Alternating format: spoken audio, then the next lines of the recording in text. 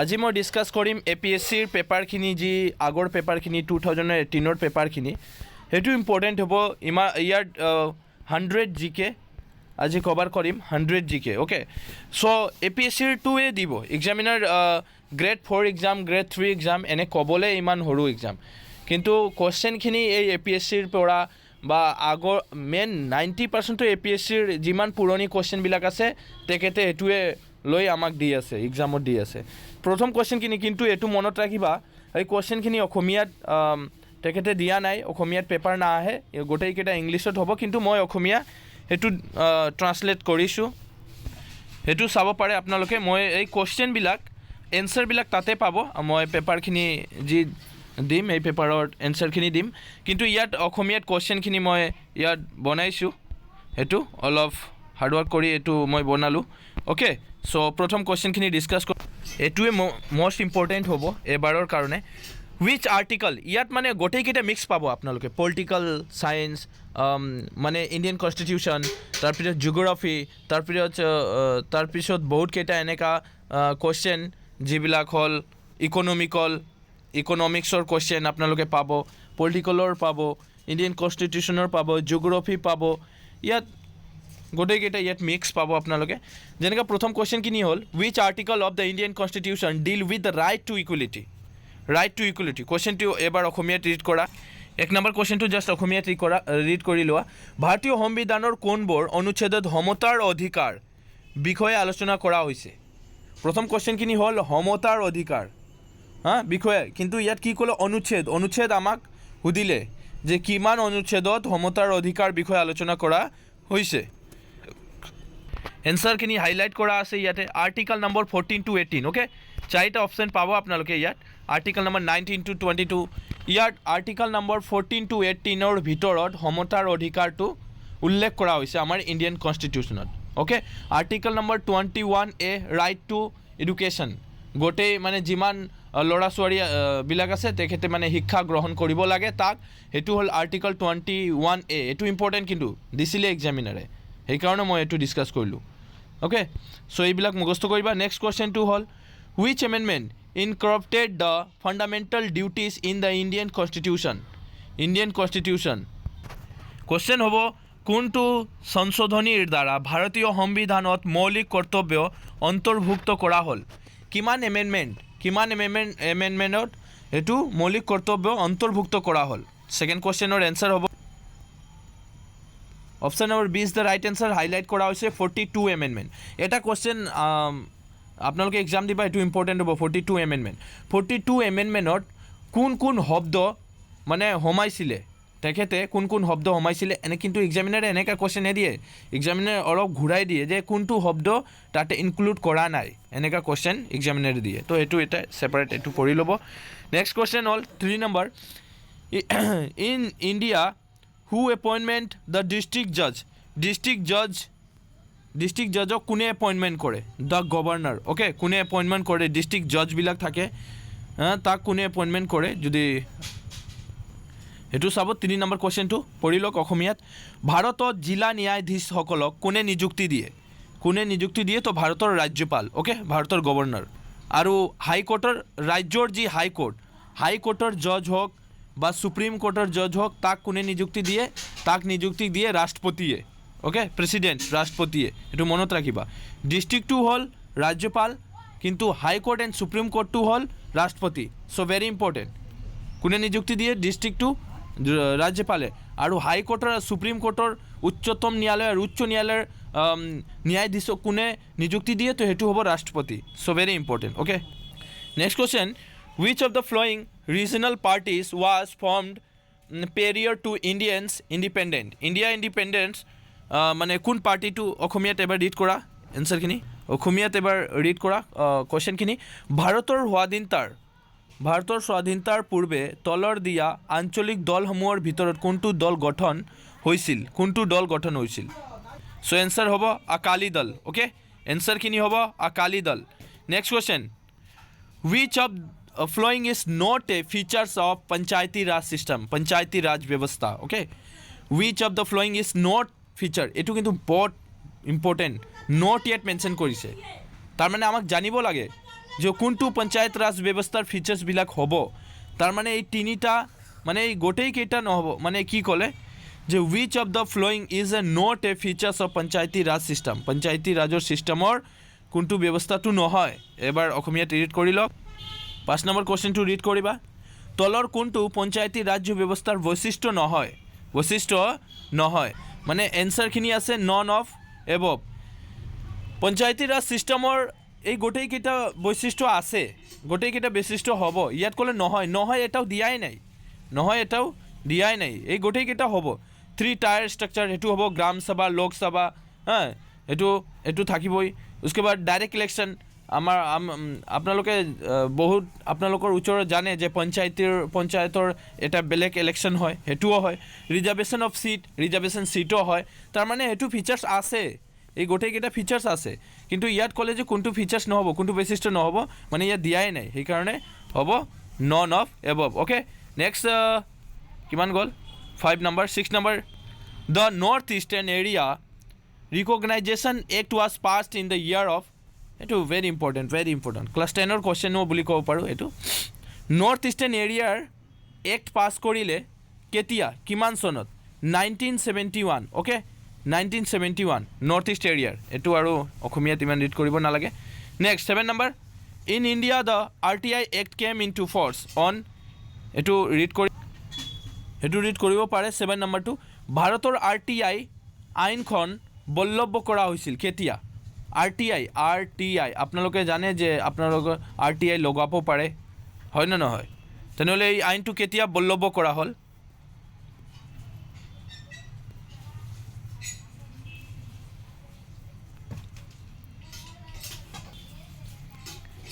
এই আইনটো কেতিয়া বলৱৎ কৰা হ'ল? 12 October 2005, very important, 12 October 2005। Next question 8 number, what is the proportion of seat reserved for women as the chairperson in the গ্ৰাম পঞ্চায়ত? গ্ৰাম পঞ্চায়তৰ মহিলাৰ চিটটো কিমান আৰক্ষণ কৰা হৈছে, কিমান? অ'কে, এবাৰ অসমীয়াত ৰিড কৰি লোৱা। গ্ৰাম অধ্যক্ষৰ পঞ্চায়ত, মানে ওই গ্ৰাম পঞ্চায়ত, গ্ৰাম অধ্যক্ষত পঞ্চায়ত মহিলাৰ বাবে আৰক্ষিত আসনৰ অনুপাত কিমান আসন সংৰক্ষিত ৰখা হৈছে মহিলাৰ কাৰণে? 1/3, very important, 1/3। Okay, next 9 number question, which article of Indian Constitution give authority to impose central rule if there has been failure to the constitutional machinery in any state of India? Article number 356, article number 356,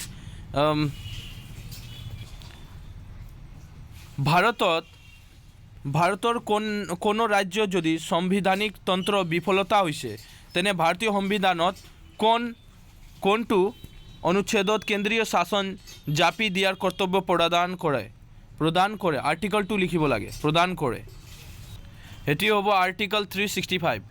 9 number. 10 number question, which of the following is not features of Indian Constitution? Indian কনষ্টিটিউশ্যনৰ ফিচাৰ্ছটো মানে বৈশিষ্ট্যটো কোনটো নহয়?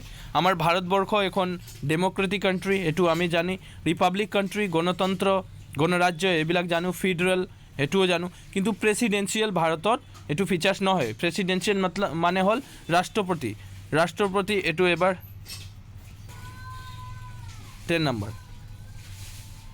তলৰ কোনটো ভাৰতীয় সংবিধানৰ বৈশিষ্ট্য নহয়? তো এইটো হ'ব ৰাষ্ট্ৰপতি, প্ৰেচিডেঞ্চিয়েল নহয় আমাৰ Indian constitution. Okay, Indian constitution presidential নহয়। মই জানো গণতন্ত্ৰ, গণৰাজ্য এইবিলাক আছে, কিন্তু প্ৰেচিডেঞ্চিয়েল নহয় এইটো, কিন্তু UK প্ৰেচিডেঞ্চিয়েল। অ'কে, UK বোলে USA টো হ'ল আমেৰিকাটো হ'ল প্ৰেচিডেঞ্চিয়েল। 10 নম্বৰ। 11 নম্বৰ কুৱেশ্যনটো হ'ব, the Constitution of India is parliamentary because ধুনীয়াকৈ এবাৰ ৰিড কৰিবা। ভাৰতৰ সংবিধান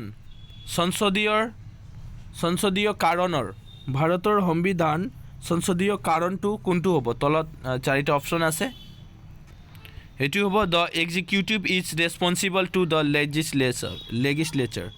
okay, the executive is responsible to legislature. Okay, next 12 number, right to education. মই অলপ আগত ডিসকাস কৰিছিলোঁ article 21A, very important. Right to education is a fundamental rights under the article 21A. শিক্ষাৰ অধিকাৰ, কোৱেশ্চনটো হ'ব এইটো 12 নম্বৰ। শিক্ষাৰ অধিকাৰ অনুচ্ছেদ অধীনত এক মৌলিক অধিকাৰ, কোন আৰ্টিকল? আৰ্টিকলটো ইয়াত মেনশ্যন কৰিব লাগে, 21A। অ'কে, 21A সেইটো হ'ব শিক্ষাৰ অধিকাৰৰ অনুচ্ছেদ। শিক্ষাৰ অধিকাৰৰ অনুচ্ছেদ, জাষ্ট সেইটো মনত ৰাখিবা, 21A বাছ। আৰু ইমান মুখস্থ নালাখে ইয়াত, এইবিলাক বাদ দিয়ে ডাইৰেক্ট 21A, ডেট মিনছ শিক্ষাৰ অধিকাৰ অনুচ্ছেদ। Very important, most important question, which of the following schedule deal with the administration of tribal area Assam, Meghalaya, Tripura and Mizoram? আকৌ এবাৰ ৰিড কৰা, which of the following, most important, বহুতবাৰ এইটো মই SI এক্সামত পাইছিলোঁ এই কুৱেশ্যনটো। SI এক্সামত আহিছে, আমাৰ এই গ্ৰেড 3 এক্সামত আহিছে, গ্ৰেড 3 এক্সামত আহিছে, বেলেগ। আৰু ৰিচেণ্টলি পলিউশ্যনৰ এক্সামখিনি হ'ল, পলিউশ্যন বৰ্ডৰ এক্সাম হ'ল, তাতেও কিন্তু এই কুৱেশ্যনে দিছিলে। আৰু এইটো APSC বহুত কেইবাৰ কুৱেশ্যনটো আহিছে, ইমান important. Okay, so' which of the following schedule deal with the administration tribe area in the Assam, Meghalaya, Tripura and Mizoram? ইয়াত চাৰিটা মেনশ্যন কৰা হ'ল ষ্টেট, আছাম, মেঘালয়, ত্ৰিপুৰা আৰু মিজোৰাম। এই চাৰিটা মেনশ্যন যদি থাকে তেনেহ'লে শ্বেডিউল 6 হ'ব, আৰু যদি মেনশ্যন নাথাকে তেনেহ'লে 7 হ'ব, শ্বেডিউল 7। অ'কে, চৰি 7 নহয় 5 হ'ব।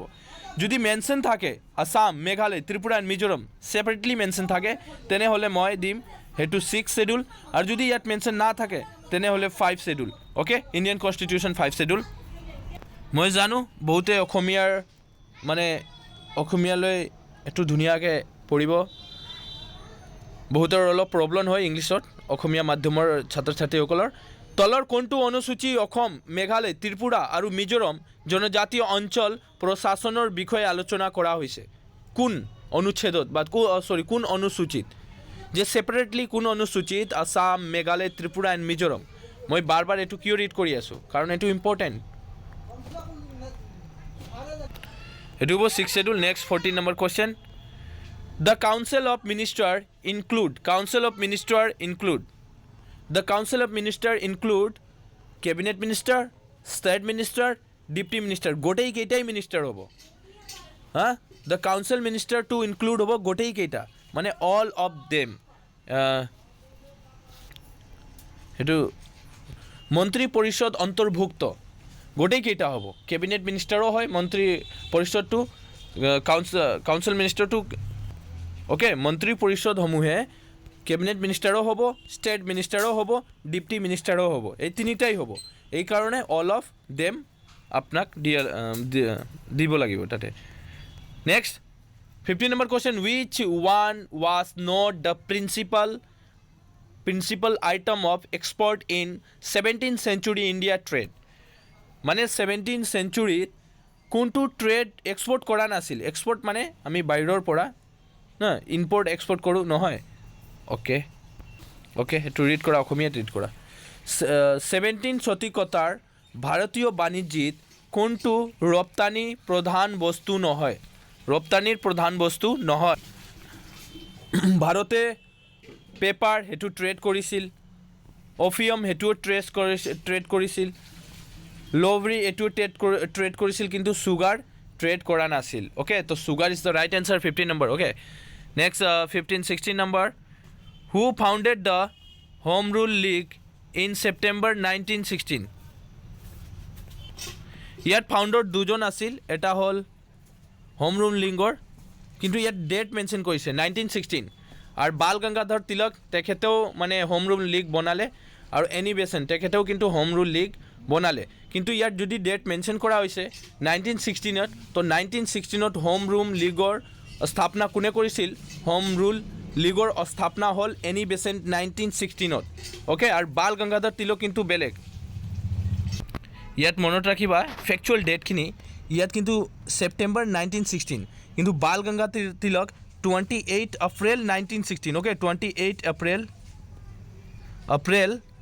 1916, একে ডেটটো একে, কিন্তু 1916 দুটাই দুটাই হ'ব Bal Gangadhar তিলকো home rule league স্থাপনা কৰিছিল এইটোও হ'ব 1916 আৰু এনি বেচেনো 1916 কিন্তু ইয়াত মেনশ্যন কৰা হৈছে ছেপ্টেম্বৰত কোনে কৰিছিল হোম ৰুল লীগৰ স্থাপনা এইটো কৰিছিল এনি বেচেন আৰু এপ্ৰিলত কোনে কৰিছিল 28 এপ্ৰিলত এইটো Bal Gangadhar Tilak okay so' very important এতিয়া বহুত ধুনীয়া question Gandhi Irwin pact was sign in the year Gandhi Irwin pact কেতিয়া চাইন কৰা হ'ল 1931 অ'কে গান্ধী আৰু ইৰৱিন পেক্ট কেতিয়া চাইন কৰা হ'ল 1931 এইটো মুখস্থ ৰাখিবা 1931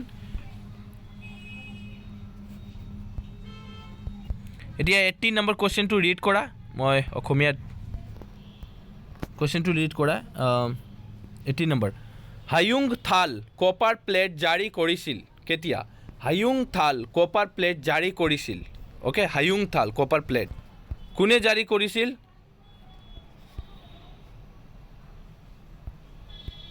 কোনে জাৰি কৰিছিল হাজাৰ Barman okay Bhaskar Barman Hazara Barman next question 16 number 16 নম্বৰটো হৈ গ'ল 18 number 19 number who was the founded of পালা ডাইনেষ্টি পাল সাম্ৰাজ্যৰ স্থাপনা কোনে কৰিছিল পালা ডাইনেষ্টি পাল বংশ এইটো কোনে কৰিছিল ব্ৰহ্মপালা ভেৰি ইম্পৰ্টেণ্ট যিমান ডাইনেষ্টি আছে আৰু ফাইণ্ডৰখিনি এইটো মুখস্থ কৰিব লাগিব এইটো চাব 19 নম্বৰ পাল বংশৰ প্ৰতিষ্ঠাপক কোন আছিল এনেকুৱা বহুত যিমানকেইটা প্ৰতিষ্ঠাপক হ'ল আৰু যিমানকেইটা ডাইনেষ্টি হ'ল এই গোটেইকেইটা বংশ আৰু প্ৰতিষ্ঠাপক আমাক মুখস্থ কৰিব লাগিব অ'কে অসমৰ বিশেষকৈ অসমৰটো যেনেকুৱা মোৰ ডাইনেষ্টি পাল ডাইনেষ্টি চুং ডাইনেষ্টি এই গোটেইকেইটা আহোম ডাইনেষ্টি গোটেইকেইটাৰ ফাউণ্ডাৰবিলাক আমাক মনত ৰাখিব লাগে আৰু last king first king and last king very important okay চ' পালা ডাইনেষ্টিৰ হ'ব Brahmapala next 20 number which of the following is known as land of midnight sun very important land of midnight sun কোন দেশক বুলি কোৱা হয় land of midnight sun এইটো Norway land of midnight sun তলৰ কোনটো মাজ নিচাৰ সূৰ্যৰ দেশ বুলি জনা যায় মাজ নিচাৰ সূৰ্যৰ দেশ বুলি জনা যায় চ' 20 নম্বৰটো হ'ব নৰৱে এইবিলাক এটা ষ্টেটিক্স জিকে ফেকচুৱেল ডাটা অ'কে এইবিলাক ষ্টেটিক্স জিকে ধুনীয়াকৈ কভাৰ কৰিব লাগে সেইকাৰণে মই ক'লোঁ 20 হৈ গ'ল 21 number which of the flowing numerical extent of sea water ocean water distance from the baseline in case of exclusive economic zone আচ্ছা বহুত ধুনীয়া কুৱেশ্যন EEZ2 কিমান 200 nautical mile 200 nautical miles এইটো এবাৰ ৰিড কৰি লোৱা আপোনালোকে 21 নম্বৰ এক্সক্লুচিভ ইকনমিক জ'ন ৰ ক্ষেত্ৰত ভিত্তিৰেখাৰ পৰা সাগৰীয় পানী বা সাগৰীয় পানীৰ দূৰত্ব পৰিসৰ হিচাপে তলৰ কোনটো সংখ্যাই থিয় হৈছে 200 নটিকেল মাইল এই যে দেশৰ এই যে দেশ আমাৰ এই ভাৰত ধৰি লোৱা এইটো ভাৰতে সমুদ্ৰৰ এই ছাইডত যে সমুদ্ৰবিলাক আছে সমুদ্ৰৰ কিমান দূৰত্বলৈ ভাৰতৰ অধিকাৰ সেইটো সমুদ্ৰত 200 নটিকেল মাইলৰ ভিতৰত ভাৰতৰ অধিকাৰ অ'কে 21 নম্বৰটো শেষ হ'ল 22 number which of the flowing rivers of India does not meet the Bay of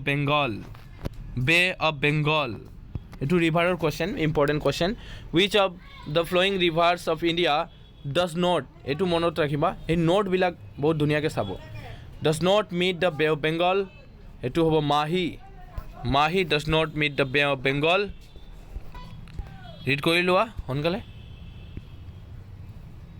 ভাৰতৰ তলৰ কোনটো নদী বংগ উপসাগৰৰ লগ নাপায় এইটো হ'ব মাহি 23 identify the district which ranks the first in regards to density of the population as per 2011 census 2011 census অনুযায়ী density মানে পপুলেশ্যন সবাতকৈ বেছি ক'ত আছিল পপুলেশ্যন ক'ত আছিল জনসংখ্যা বেছিটো কোন ডিষ্ট্ৰিক্টত আছিল এইটো হ'ব ধুবুৰী 2011 চেঞ্চৰ অনুযায়ী ধুবুৰীটো এতিয়াও যদি মই চাওঁ ধুবুৰী হ'ব পপুলেশ্যন আগৰ পৰাই ইমান আছে তাতে 24 number which of the following wildlife sanctuary is located in the Udalguri district? Udalguri district কোন wildlife sanctuary located? কোনটো আছে এটো হ'ব Bornadi. Okay, Bornadi. Next question, which of the following traditional agriculture practiced is following by Pantins in Arunachal Pradesh? Pantins of Arunachal Pradesh. এটো হ'ব option number সি। Okay, বেৰি কাম fish culture system, এইটো 25 নম্বৰটো এবাৰ ৰিড কৰা। 25 নম্বৰ কুৱেশ্যনটো ধুনীয়াকৈ read কৰা। অৰুণাচল প্ৰদেশৰ অপ্তানীসকলে তলৰ কোনটো পৰম্পৰাগত কৃষি পদ্ধতি পালন কৰে? এইটো কোনটো কৃষি পদ্ধতি পালন কৰে? ওকে, কোনটো কৃষি পদ্ধতি পালন কৰে এইটো। এতিয়া 26 নম্বৰ বহুত আছে, বহুতকেইটা এগ্ৰিকালচাৰৰ ওপৰত আহিব এতিয়া। এগ্ৰিকালচাৰ আৰু এনেকুৱা কুৱেশ্যন দিয়ে। এতিয়া মই এই পেপাৰটো চাব আপোনালোকে। এতিয়া যে গ্ৰেড 4ৰ পেপাৰখিনি হ'ল এই পলিউশ্যন বৰ্ডৰ, তাতে কিন্তু এইটো লিষ্ট 1 লিষ্ট 2 তাতে দিছিল, আৰু কোনটো ক'লে কোনটো পেয়াৰ কাৰেক্ট এনেকুৱা কুৱেশ্যন দি আছে। এতিয়া পেয়াৰবিলাক দি আছে। এতিয়া আগৰ নিচিনা কুৱেশ্যন দিয়াই নাই, অলপ পেটাৰ্ণটো বেলেগ কৰিলে এক্সামিনাৰে। চ' আৰু সেৱাই কণ্ডাক্ট কৰে, তথাপি ক'ব নোৱাৰোঁ আৰু হ'ব। চ' নেক্সট পাৰ্টত আপোনালোকে পাই যাব। নেক্সট পাৰ্টত মই আকৌ 25 কুৱেশ্যনটো ডিছকাছ কৰিম আৰু নেক্সট পাৰ্টত সেইটো শেষ কৰি ল'ম।